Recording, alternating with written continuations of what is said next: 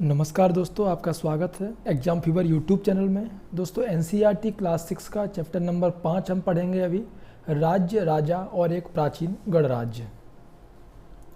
तो इस चैप्टर में हम लोग जिन चीज़ों को कवर करेंगे उनमें स्पेशली बातें आएंगी कि चुनाव के बारे में, पहले के समय में और अभी के समय में जो राज्य और राजा के बारे में क्या अंतर है, और अभी हमारा देश जैसे एक लोकतंत्र या गणतंत्र है उसी तरीके से प्राचीन गणराज्य में और आज के गणतंत्र में क्या डिफरेंसेस हैं, पहले कैसा हुआ करता था। तो यहाँ पर शुरुआत करते हैं। एक बच्चा है शंकरन, वो सुबह सुबह जब जागता है तो देखता है कि उसके नाना नानी वोट डालने के लिए जा रहे हैं और वे जल्दी से जल्दी चुनाव केंद्र पर पहुँच जाना चाहते हैं। जब वो बच्चा जानना चाहता है कि आखिर वो इतने उत्साहित क्यों हैं, तब उसके नाना उसे जल्दी जल्दी में समझाने की कोशिश करते हैं कि आज हम अपने शासकों का चुनाव करने जा रहे हैं। तो यहाँ से कुछ बातें दिमाग में आती हैं कि आखिर पहले के समय में हमारे शासक कैसे बने थे, कैसे उनका चुनाव होता था। अगर वर्तमान की बात करें तो लगभग 50 मीन्स अभी कह दीजिए 2000, अगर 20 के बाद की बात कर रहे हैं तो 70 वर्षों से लगभग हम अपने जो शासक हैं उनका चुनाव वोटिंग के जरिए करते आ रहे हैं। लेकिन बहुत पहले लोग कैसे राजा बनते थे, जो कि हमने पुराने चैप्टर में भी पढ़ा था कि कुछ राजा जिन्हें कि यानी कि जनता के द्वारा चुने जाते थे सिर्फ और सिर्फ सभाओं में। इससे पहले वाले चैप्टर में आपने पढ़ा होगा, जो कि सरदार होते थे, एक कुशल योद्धा को वो लोग चुनते थे। लेकिन करीब 3000 साल पहले राजा बनने की इस प्रक्रिया में कुछ परिवर्तन आए थे। 3000 साल पहले अगर आप अंदाज़ा लगाएंगे तो लगभग 1000 ईस्वी पूर्व में कुछ लोग बड़े बड़े यज्ञों का आयोजित करके राजा के रूप में खुद को प्रतिष्ठित कर रहे थे। बड़े यज्ञ से कहने का मतलब है कि अश्वमेध यज्ञ।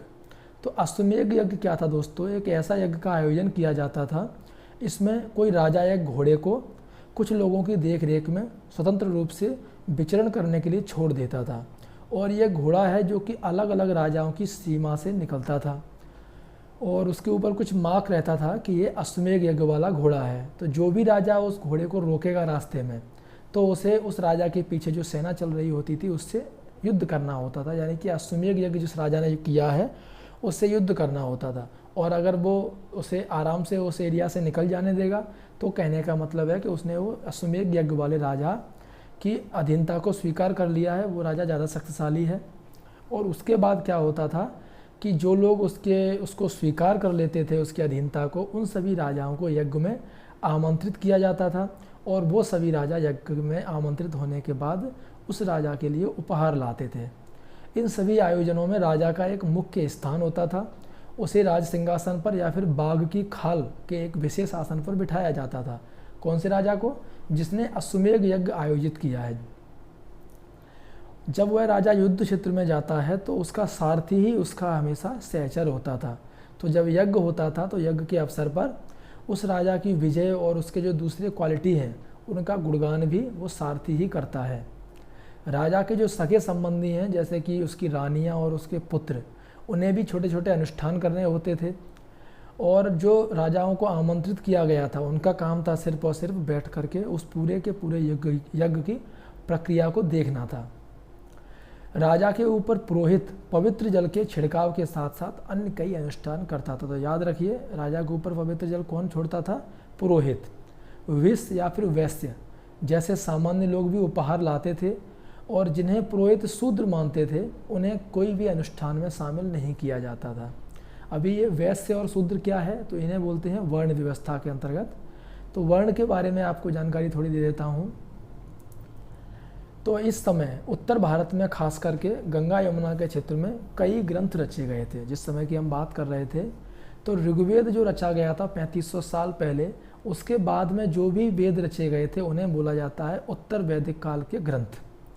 तो उत्तर वैदिक काल के ग्रंथ कौन से हैं? जैसे सामवेद, यजुर्वेद, अथर्ववेद और भी बहुत सारे ग्रंथ हैं। तो पुरोहितों ने जब इन ग्रंथों की रचना की थी तो उन ग्रंथों में विभिन्न प्रकार के अनुष्ठान और उनके संपादन की विधियाँ भी लिखी हैं। इसके अलावा सामाजिक नियमों के बारे में भी इन ग्रंथों में बताया है।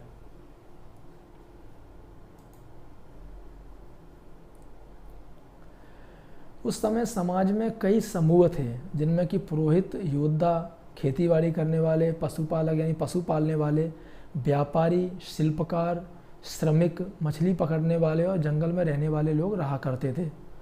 तो जहाँ पर जो पुरोहित और योद्धा थे वो मैक्सिमम पैसे वाले यानी कि वैभवशाली लोग थे, वहीं पर कुछ कृषक और व्यापारी भी धनवान थे। दूसरी ओर जो दूसरे जो लोग हैं पशुपालक, शिल्पकार या श्रमिक, मछली पकड़ने वाले, शिकारी और भोजन संग्राहक, ये लोग निर्धन हुआ करते थे।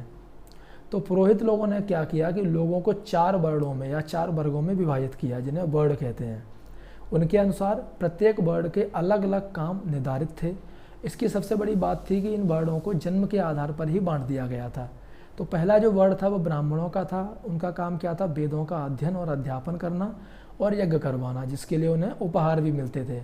दूसरा स्थान था वो शासकों का था, जिन्हें क्षत्रिय कहा जाता था, और क्षत्रियों का काम था युद्ध करना, लोगों की रक्षा करना। और तीसरा जो स्थान था वो था विष या फिर वैश्यों का। तो वैश्यों के अंतर्गत आते थे कृषक यानी खेती वाले लोग, पशुपालक लोग और व्यापारी लोग। क्षत्रिय और वैश्य ये दोनों ही लोगों को यज्ञ करने का भी अधिकार प्राप्त था। इन वर्णों में सबसे अंतिम स्थान था वो शूद्रों का था। इनका काम था कि ऊपर वाला जो तीनों वर्ण हैं इनकी सेवा करना। इन्हें कोई अनुष्ठान करने का अधिकार नहीं था, और ख़ास करके उस समय समाज में औरतों को भी शूद्रों के समान ही माना गया। महिलाओं और शूद्रों को वेदों के अध्ययन का भी अधिकार नहीं था। तो ये जो विभाजन था वो किया था पुरोहितों ने। पुरोहितों के अनुसार सभी वर्णों का जो निर्धारण है वो जन्म के आधार पर होता था। तो ये जो बात है यही आगे जाकर के जातिवाद को बढ़ावा दे गई। जैसे कि उदाहरण के तौर पर ब्राह्मण माता पिता की संतान ब्राह्मण ही होती थी, लेकिन बाद में धीरे धीरे क्या हुआ, जब यह जातिवाद बढ़ता गया तो कुछ लोगों को अछूत भी माना गया। अछूत वर्गों में जैसे कि कुछ शिल्पकार, कुछ शिकारी, कुछ भोजन संग्राहक शामिल थे।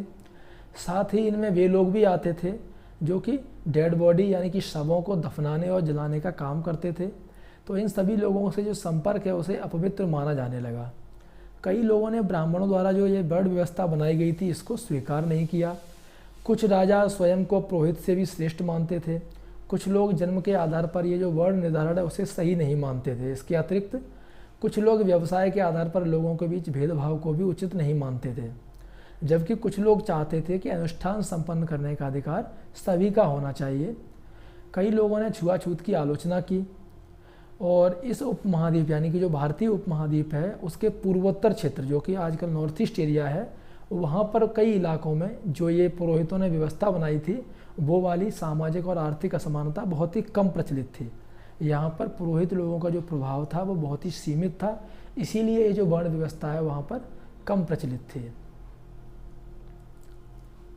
अभी यहाँ पर आपको एक ये चित्र दिखाया गया है, इस चित्र को ध्यान से देखिए।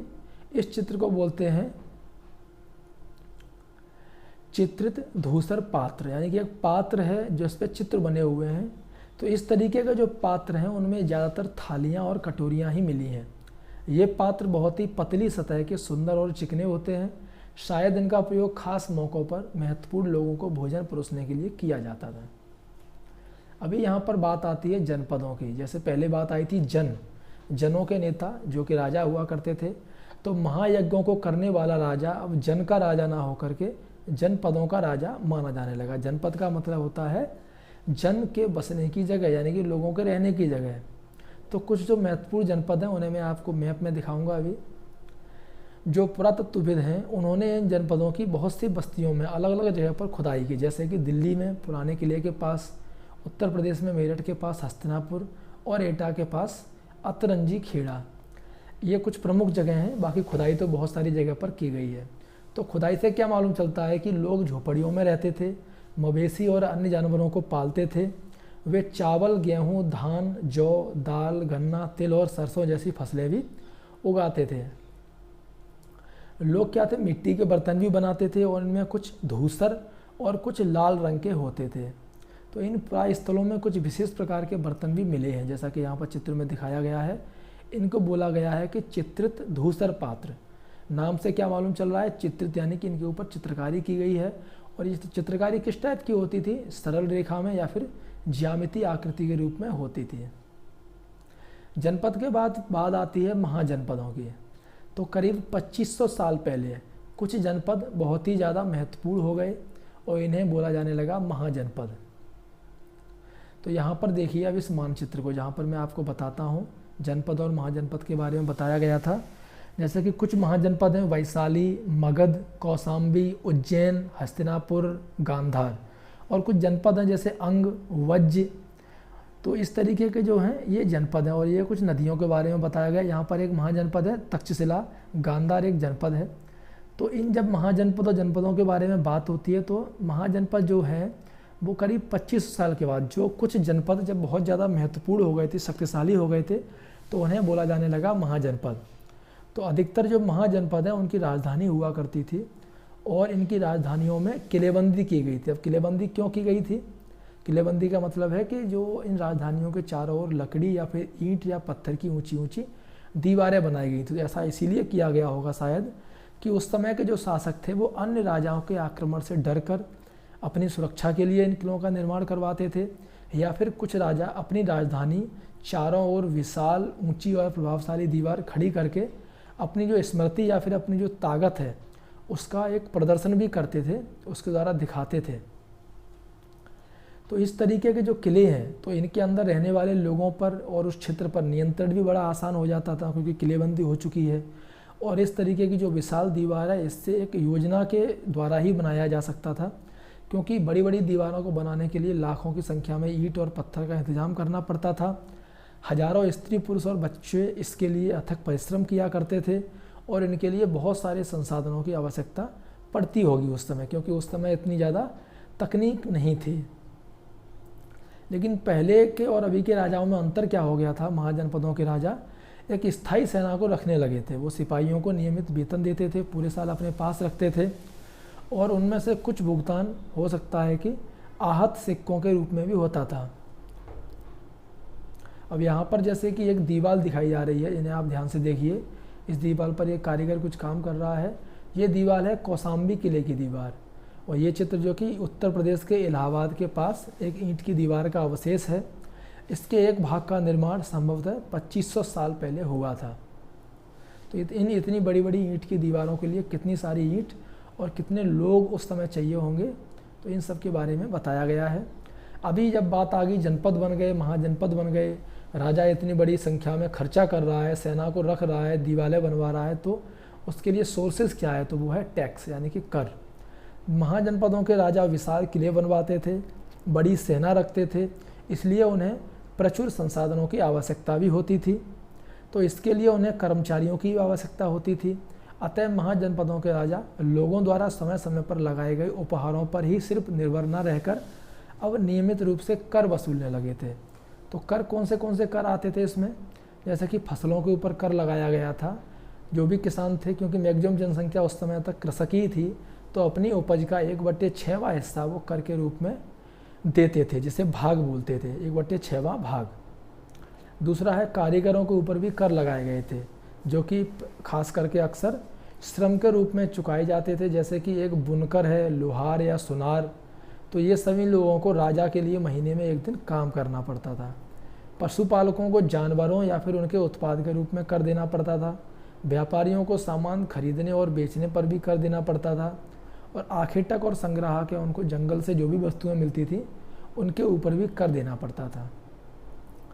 समय के साथ साथ कृषि में भी परिवर्तन हुआ, क्योंकि पहले जो खेती होती थी वो लकड़ी के जो फाल होते थे, लकड़ी का जो कोना होता था नुकीला वाला हल में, उससे होती थी। लेकिन धीरे धीरे जब कृषि क्षेत्र में दो बड़े परिवर्तन आए, एक तो क्या हुआ कि जो हल का जो फाल है वो अब लोहे का बनने लगा। तो जो कठोर ज़मीन थी वो लकड़ी की अपेक्षा, लकड़ी के फाल की अपेक्षा लोहे से बड़े आसानी से जोती जा सकती थी। इससे क्या हुआ, फसलों की उपज बढ़ी। दूसरा था कि लोगों ने अब धान को रोपण करना शुरू कर दिया था। पहले लोग बीज डालते थे तो अक्सर बहुत सारे जो पौधे हैं वो टूट जाते थे, लेकिन जब पौधों का रोपण करना शुरू किया, धान की उपज आने के बजाय धान की पौध तैयार करके उसको रोपते थे, तो पहले की तुलना में उन्हें ज़्यादा फसल मिलने लगी थी। लेकिन उसमें बहुत ही ज़्यादा मेहनत लगती थी, और ये जो काम है मेहनत का वो ज़्यादातर दास दासी और जो भूमिहीन खेतिहर मजदूर, यानी कि जिनके पास भूमि नहीं हुआ करती थी और खेत में काम करने वाले मजदूर थे, उनसे ये काम करवाया जाता था। अभी यहाँ पर जो मगध महाजनपद है उसका हम सूक्ष्म निरीक्षण करते हैं। मगध मैंने आपको दिखाया था, गंगा नदी के आसपास, गंगा और सोन नदी के आसपास था। तो लगभग 200 सालों के भीतर जो मगध है वो सबसे महत्वपूर्ण जनपद बन गया। गंगा और सोन जैसी नदियाँ मगध से होकर के बहती थीं, तो इसीलिए ये यातायात और जल वितरण और ज़मीन को उपजाऊ बनाने के लिए बहुत ही महत्वपूर्ण थी। मगध का एक हिस्सा जंगल से भरा हुआ था और उन जंगलों में मिलते थे हाथी। तो हाथियों को पकड़ करके वो सेना के लिए प्रशिक्षण करते थे, तो ये युद्ध के समय बहुत काम आते थे। उसके अलावा जंगलों में जो जंगलों से वो घर, गाड़ियाँ और रथ बनाने के लिए लकड़ियाँ मिलती थीं। इसके अलावा इस क्षेत्र में लोहे के और अयस्क की बहुत सारी खदानें थीं। तो मजबूत औजार और हथियार बनाने के लिए ये बहुत ही उपयोगी साबित हुआ करती थी। मगध के दो शक्तिशाली शासक हुए थे, बिंबिसार और अजातशत्रु, यानी कि उसे अजातशत्रु भी बोला गया था। तो इनका एक ही उद्देश्य था कि अन्य जनपदों को जीतने के लिए हर संभव साधन अपनाना। महापद्मनंद भी एक महत्वपूर्ण शासक थे। उन्होंने भी अपने नियंत्रण का क्षेत्र यानी कि अपने राज्य को इस भारतीय उपमहाद्वीप के उत्तर पश्चिमी भाग तक फैला लिया था। बिहार में जो राजगृह है, जिसे आज राजगीर बोलते हैं, बहुत सालों तक मगध की राजधानी बना रहा। उसके बाद में पाटलिपुत्र, जिसका आज का नाम है पटना, उसे मगध की राजधानी बनाया गया। 2300 साल से भी पहले की बात है। मैसिडोनिया का राजा हुआ करता था सिकंदर, जो कि पूरे विश्व को जीतना चाहता था। तो पूरी तरह तो वो सफल नहीं हो पा रहा था, लेकिन फिर भी वह मिस्र और पश्चिमी एशिया के कुछ राज्यों को जीतते हुए भारतीय उपमहाद्वीप में ब्यास नदी के किनारे तक पहुंच गया। ब्यास नदी कहाँ पर है? सिंधु नदी की सहायक नदी है। जब उसने मगध की ओर कूच करना चाहा तो उसके सिपाहियों ने इनकार कर दिया और वे इस बात से भयभीत थे कि भारत के शासकों के पास पैदल, रथ और हाथियों की बहुत बड़ी सेना थी। इसका दूसरा भी एक रीज़न है जो कि आपने पढ़ा होगा कि उस समय ब्यास नदी पर उसे भारत के ही एक राजा से काफ़ी दिनों तक सामना करना पड़ा उसकी वजह से, और दूसरा इतने सारे युद्धों को करने की वजह से उसकी सेना थक भी चुकी थी। तो इस वजह से भी उन्होंने मना किया था। अभी जैसे कि मैंने आपको एक चित्र दिखाया था, उस चित्र में आपको दिखाया था जो महाजनपदों वाला चित्र था। उस चित्र में आपने ध्यान दिया होगा कि जो मगध जो महाजनपद है, यहाँ पर देखिए ये है मगध महाजनपद, उसी के बगल से है बज्ज। तो ये बगल में ही एक जनपद है। अब इसी के बारे में हम बात करेंगे कि मगध महाजनपद और बज्जी में आखिर क्या समानता है। इसके बारे में क्यों मैं बता रहा हूँ आपको, क्योंकि मगध एक शक्तिशाली राज्य बन गया था और उसके नज़दीकी था वज्जी राज्य। तो वज्जी जो राज्य था वो अपने आप में एक अलग ही राज्य था। क्यों? क्योंकि वज्जी की जो राजधानी थी वो तो वैशाली थी, जो कि बिहार में है अभी, लेकिन वज्जी में क्या था कि एक अलग किस्म की एक शासन व्यवस्था थी, जिसे बोला जाता था गढ़ या फिर संघ। गढ़ का मतलब क्या होता है? गढ़ शब्द का प्रयोग कई सदस्यों वाले समूह के लिए किया जाता है, और संघ का मतलब भी होता है संगठन या फिर सभा। यानी कि वज्जी में अन्य देशों की तरह, अन्य महाजनपदों की तरह एक राजा नहीं हुआ करता था। यहाँ पर पूरी की पूरी कमेटी थी, एक समिति थी, वो सब मिलकर के शासन किया करते थे। और जो गढ़ या फिर जो संघ है उसमें कई शासक होते थे। कभी कभी लोग एक साथ शासन किया करते थे। इनमें से प्रत्येक व्यक्ति को राजा बोला जाता था। ये सभी राजा विभिन्न अनुष्ठानों को एक साथ संपन्न करते थे। सभाओं में बैठ कर के ये बातचीत, बहस और वाद विवाद के जरिए तय करते थे कि क्या करना है और किस तरीके से करना है। शत्रुओं ने अगर आक्रमण किया है तो उससे निपटने के लिए वे मिलकर के चर्चा करते थे। स्त्रियां, दास और कम्मकार, ये तीनों लोग इन सभाओं में हिस्सा नहीं ले सकते थे। तो चूंकि ये मगध के बगल में था और मगध शुरू से चाहता था बज्जी पर आक्रमण करके इसको अपने अधिकार क्षेत्र में लेना, तो एक बार बुद्ध, यानी कि जो बुद्ध और महावीर जो स्वामी थे, वो दोनों भी गढ़ या संघ से ही संबंधित थे। और बौद्ध साहित्य है उसमें संघ के जीवन का एक बहुत ही सजीव वर्णन भी मिलता है।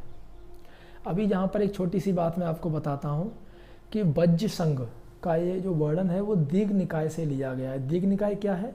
एक प्रसिद्ध बौद्ध ग्रंथ है जिसमें बुद्ध ने कई व्याख्यान दिए थे और इन्हें करीब 2300 साल पहले लिखा गया था। अभी एक वृत्तांत मिलता है इसी में से अजातशत्रु और बज्ज संघ के बारे में। अजातशत्रु जो कि बज्ज संघ पर आक्रमण करना चाहते थे, उन्होंने अपने मंत्री वस्त्रकार को बुद्ध के पास सलाह के लिए भेजा। तो बुद्ध ने उनसे पूछा क्या वज्जी सभाएं नियमित रूप से होती हैं, यानी कि वज्जी जो है एरिया, वहाँ पर जो सभाएं होती थीं वो वज्जी संघ एक साथ सभाएं कर रहा है तथा उनमें सभी सदस्य उपस्थित होते हैं। जब उन्हें पता चला कि ऐसा होता है तो उन्होंने कहा कि वज्जीवासी तब तक उन्नति करते रहेंगे कि जब तक कि वे पूर्ण और नियमित सभाएं करेंगे, आपस में मिलजुल कर काम करते रहेंगे, पारंपरिक नियमों का पालन करते रहेंगे, बड़ों का सम्मान, समर्थन और उनकी बातों का ध्यान देते रहेंगे।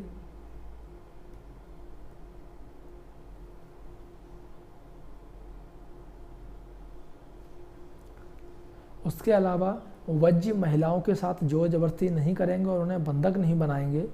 शहरों और गाँवों में चैत्यों का रखरखाव करेंगे और अलग अलग धर्म के जो संत हैं उनका सम्मान करेंगे और उनके आने या जाने पर कोई रोक नहीं लगाएंगे। जब तक वज्जी वाले लोग ये सब काम करते रहेंगे तब तक वो हमेशा उन्नति ही करते रहेंगे। उसके अजातशत्रु के अलावा कई ऐसे शक्तिशाली राजा इन संघों को जीतना चाहते थे। इसके बावजूद भी उनका राज्य यानी कि वज्जी राज्य है वो अब से लगभग 1500 साल पहले तक चलता रहा।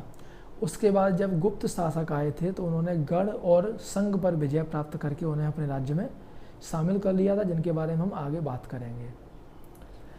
अभी अगर भारत के बाहर अन्यत्र बात करें तो अभी हम एटलस में ढूंढेंगे यूनान और एथेंस। आप एटलस में देखेंगे यूनान और एथेंस आपको मिल जाएगा। तो लगभग 2500 साल यानी कि जिस समय की हम चर्चा कर रहे थे उसी समय के बारे में, उसी समय के आसपास, तो 2500 साल पहले एथेंस के लोगों ने एक शासन व्यवस्था की स्थापना की जिसे बोलते हैं प्रजातंत्र या फिर गणतंत्र। तो सबसे पहले गणतंत्र कहाँ पर स्थापित हुआ था? एथेंस में, लगभग 2500 साल पहले। और यह व्यवस्था लगभग 200 सालों तक चली। इसमें 30 साल के ऊपर के उन सभी पुरुषों को पूर्ण नागरिकता प्राप्त थी जो दास नहीं थे।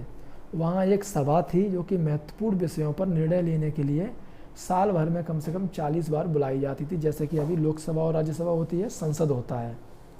इस सभा में सभी नागरिक भाग ले सकते थे। शासन के कई पदों पर नियुक्तियाँ लॉटरियों के द्वारा की जाती थी और सभी नागरिकों को सेना और नौसेना में अपनी सेवाएं देनी होती थी। औरतों को नागरिक का दर्जा नहीं मिलता था। व्यापारियों और शिल्पकारों के रूप में एथेंस में रहने और काम करने वाले बहुत से विदेशियों को भी नागरिक अधिकार नहीं मिले थे। एथेंस में खदानों, खेतों, घरों और कार्यशालाओं में काम कर रहे दासों को भी नागरिक अधिकार नहीं मिले थे। तो इस तरीके से पहले गणतंत्र के बारे में आपको जानकारी हो गई। कोई भी अगर ऐसा उपयोगी शब्द आपकी समझ में नहीं आया है तो आप कमेंट करके पूछ सकते हो। अभी यहाँ पर कुछ चीज़ों को हम याद करेंगे, आपको बताना है सही और गलत के बारे में। तो पहला है का, अश्वमेघ के घोड़े को अपने राज्य से गुजरने की छूट देने वाले राजाओं को यज्ञ में आमंत्रित किया जाता था। तो सही है। राजा के ऊपर सारथी पवित्र जल का छिड़काव करते थे, ये गलत है क्योंकि पुरोहित छिड़काव करते थे। पुरातत्वविदों को जनपदों की बस्तियों में महल मिले हैं। तो जनपदों की बस्तियों में महल, कुछ जनपदों में जो कि बड़े बड़े महाजनपद बन गए थे वहाँ पर महल मिले हैं, किलेबंदी मिली है, सही है ये। चित्रित धूसर पात्रों में अनाज रखा जाता था। तो चित्रित जो धूसर पात्र थे वो स्पेशल कामों के टाइम पर यूज किए जाते थे, उनमें अनाज नहीं रखा जाता था। महाजनपदों में बहुत से नगर किलाबंद थे। तो ये बिल्कुल सही बात है, बहुत सारे नगर ऐसे थे पाटलिपुत्र जैसे जो कि किलाबद्ध थे। समाज के वे कौन से समूह थे जो कि गढ़ों की सभाओं में हिस्सा नहीं ले सकते थे? जैसे कि उस समय महिलाएं थीं या फिर दास थे, ये लोग वज्र या गढ़ की सभाओं में हिस्सा नहीं लेते थे। अभी कुछ क्वेश्चंस हैं, उससे पहले कुछ महत्वपूर्ण तिथियों को आप जान लीजिए। नए शासक जो कि लगभग 3000 साल पहले से आए थे अस्तित्व में। महाजनपद भी 3000 साल पहले। सिकंदर का आक्रमण जो कि दीघ निकाय के लेखन के हिसाब से 2300 साल पहले। और गढ़ या संघ राज्यों का अंत लगभग 1500 साल पहले हुआ था, तब तक उनका शासन चला था। महाजनपद के राजा ने किले क्यों बनवाए? तो जैसा कि पहले भी जिक्र किया गया है कि जो महाजनपद के आसपास के राजा थे अगर वो आक्रमण करें तो उनसे बचाव के लिए। उसके अलावा किले बनाने से क्या है, उसके अंदर जो रहने वाली एक सीमित जो लोग हैं उन पर बड़ी आसानी से नियंत्रण रख सकते थे। आज के शासकों के चुनाव की प्रक्रिया जनपदों के चुनाव से किस तरह भिन्न थी? जनपदों के जो चुनाव थे वहाँ पर शासकों का चुनाव जनता नहीं करती थी, वहाँ पर एक तरीके से जन्म के आधार पर ही शासक बनाए जाते थे। आजकल क्या होता है, मैक्सिमम जगह पर जहाँ पर गणतंत्र है जैसे कि भारत में, वहाँ पर चुनाव होता है, वोटिंग होती है। बाकी के कुछ क्वेश्चन हैं वो नॉर्मल क्वेश्चन है, उन्हें आप खुद भी सॉल्व कर सकते हैं, आपके सोचने विचारने के ऊपर है।